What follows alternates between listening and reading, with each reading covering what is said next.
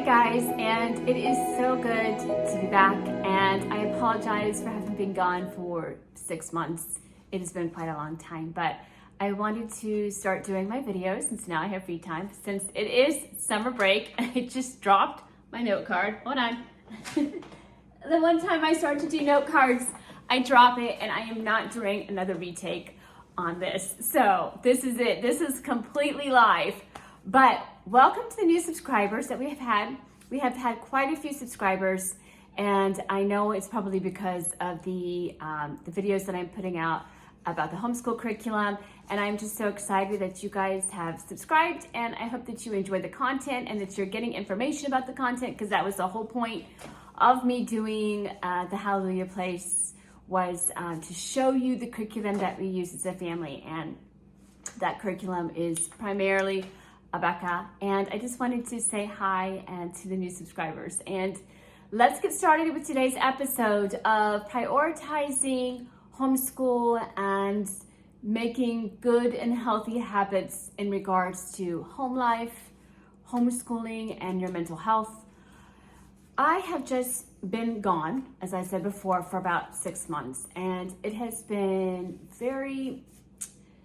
things have just taken more time to get done than usual. And that's in regards to me as a mom and as a wife. And I feel like personally for me, it's just taking me a lot longer to do things that I used to be able to do very quickly. So I'm getting tired. I am pushing 50, and I have been homeschooling for 13 years. So I've homeschooled my children since kindergarten, one of them since preschool and up, and the other one since kindergarten and up. And I will have a senior this coming fall of 25. So that's really exciting, and it takes a lot of time and planning and just discipline and just planning and work, and it can be very, very exhausting. So in regards to that, I had to take a break and take a stand back from YouTube. The reason why I put the videos on there was that you guys could actually see the Rebecca books, because before there wasn't any. So I'm like, well, maybe somebody out there wants to see what these books look like, wants to see how we use them in our everyday life. And that's why I put them out there. It wasn't to get monetized or to get any of that. It was just to show you guys the curriculum, because I desperately wanted to see it and it wasn't out there.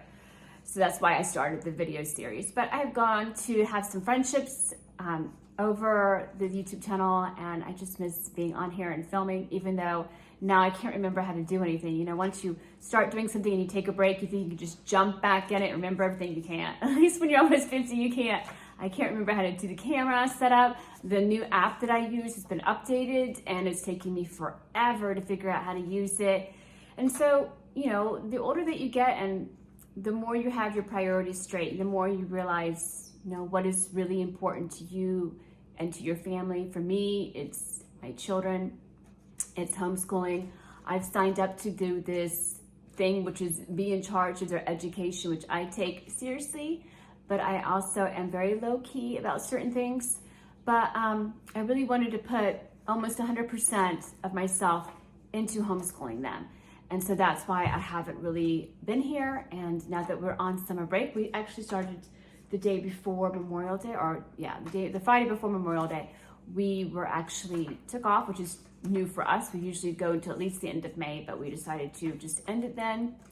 And so we've just been starting this past week off, just getting things together, getting my homeschool curriculum together for next term, and just trying to take a break, but still doing some things, some good habits, some habits I'm enforcing with the children that we're working on together, and just trying to take each day peacefully and humbly, and not trying to overexert myself. So I kind of, you know, with sports and everything, we as moms can just we run ourselves to the brink, and then when the day's done, we just have no time, we have no energy.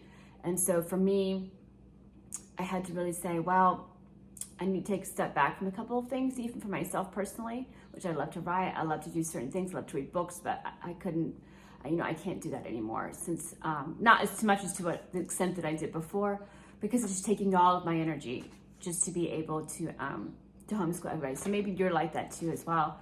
maybe it takes a lot of your time and you don't have time for fun stuff anymore, really. So when you sign up to be a homeschool mom, if you're doing it correctly and doing it right, you will feel a little bit tired depending on how old your kids are. And you will feel sometimes as if you're not doing anything right and that everything is wrong and you might as well just quit and give up. I've had those thoughts many, many times.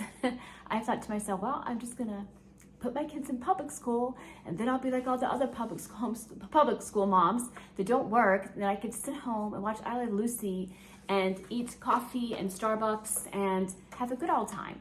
But that's not me. And even when my kids were in public school, I'd have to get a job. So, but you think about those things when you're a homeschool mom, at least I do, and you realize that you've invested not just 13 years of your child's life and education that you've been teaching them, but also of your own life. So when you look back, you said you spent 13, 14 years just sitting here day after day, homeschooling your kids. It's a sacrifice on your part, but it is rewarding, because I was thinking back to myself. I was homeschooled as a child. I went to public school as a child. I went to Christian school as a child. And I can't remember many things with my parents. I don't know if that's because I was away from the home so much.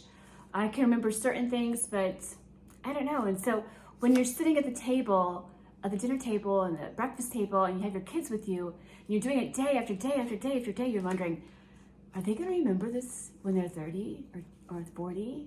When they're 50, almost mine? Are they going to remember what we've been doing? What are they going to really remember? Is this all in vain? Why am I doing this? And some moms will say, yeah, your kids are not going to remember that. Don't do that. Don't take them there, because your kids aren't going to remember that place at that age.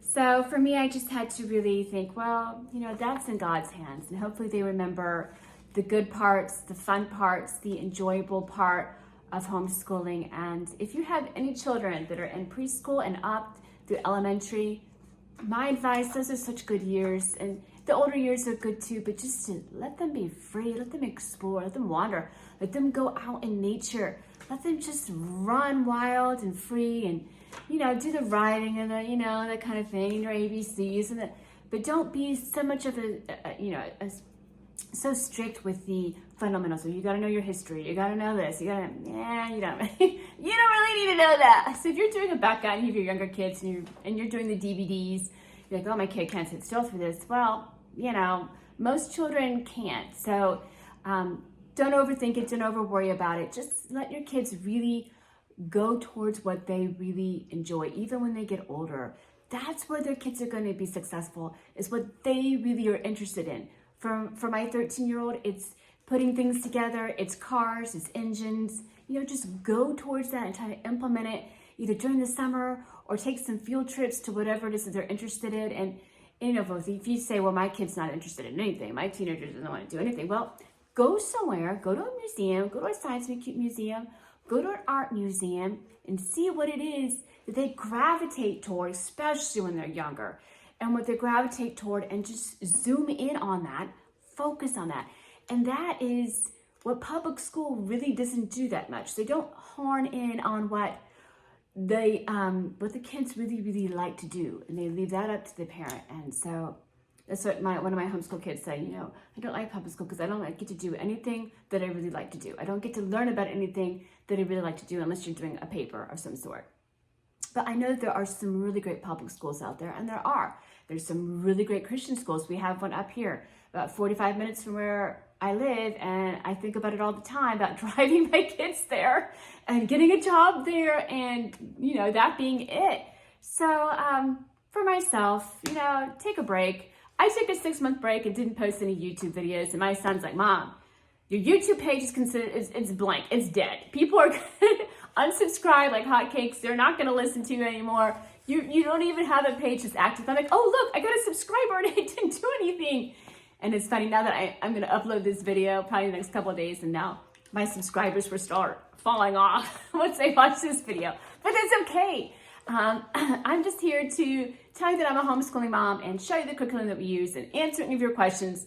And hopefully you find these videos to be helpful and informative. I've got some coming for you. I've got our unboxing coming. I've got the 11th grade curriculum that I just did, and then 7th grade curriculum. Let me look at my note card that I made, because I wanted to just I have a note card for once. I usually don't. I don't ever have note cards, but since I can't remember certain things, I'm going through brain fog right now. I thought I would use it. But yeah, and I also want to upload some videos about the book report books that we do that are so good. And just yeah, uploading some more videos and just making them more real and raw and unedited, because I don't have time for that. But let me know how you guys are doing. If you're new, welcome. Introduce yourself. Say hi. Say what grades your children are going in. If you have any questions about the Rebecca curriculum, I try to answer them right away. Sometimes, though, I don't get the notifications.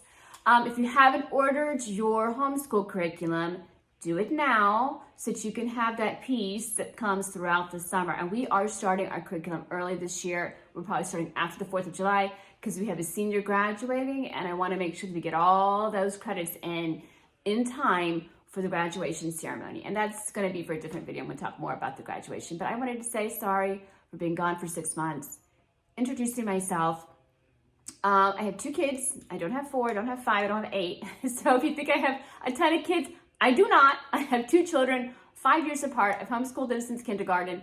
And our oldest has, I don't know if I've said this before in the video, but our oldest has ADD, his attention deficit disorder. And he was recently diagnosed with a neurological disorder past month ago. So I've been busy just trying to get him, help and trying to figure out what he will do when he is older, and just navigating through those areas. So if you have a child that's in that category, it's time consuming. Your whole life basically revolves around their livelihood, helping them to be able to sustain themselves, to be able to go out into the world and do certain things. And when you have a diagnosis of any sort, whether it's ADHD, ADD, I know a lot of people downplay ADHD, ADD. They rub it off as being nothing, that it's the food, that it's I don't know. I don't know what it is, but I know that it is something.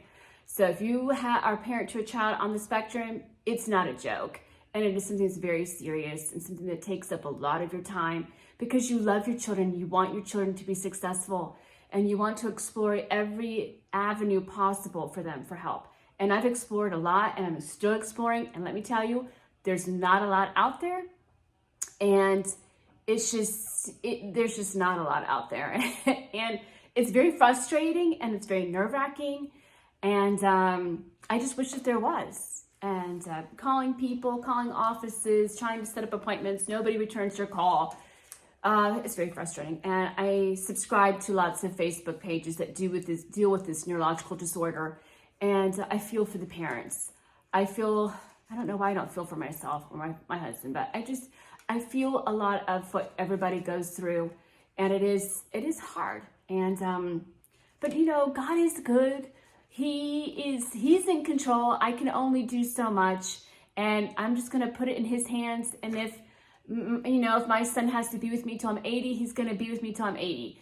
That's just the way it is. And I enjoy many things, and he's extremely brilliant, and it's going to work out okay. And I know it will be, because I have faith in God that it will be. And I hope that you do as well, and that you can have that peace.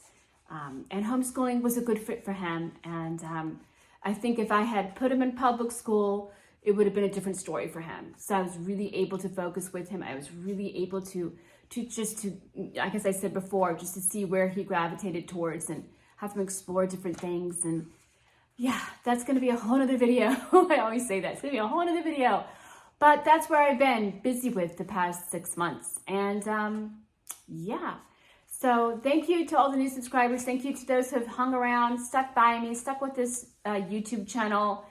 Say hi. And if you're in the same boat as I am, if you're experiencing some of the same things that I go through, that we go through as a family, just reach out. I can't really comment and be any more personable than I already am, but I would love to have you guys say who you are and what grade you're going into, or your kids are going into, and all that kind of stuff. So I will be posting more videos because it's summer break, and it's really rainy here. And I'm hoping that your weather is better than ours, and that your summer is off to a good start. If you're still doing homeschool right now, don't stop. I know I know that you can make the best decisions for you and your family, but don't do it. Don't do more hands-on. Get out of those books, get out into nature, join a hiking club like I'm in, join different things. Be aggressive for your children. I know it's hard. I know maybe some of you don't want to join those homeschool groups and you don't want to deal with homeschool drama and you'd rather not get up and get out of bed and do those things. I am right with you. That is me to a T. But you got to do it because you love your children.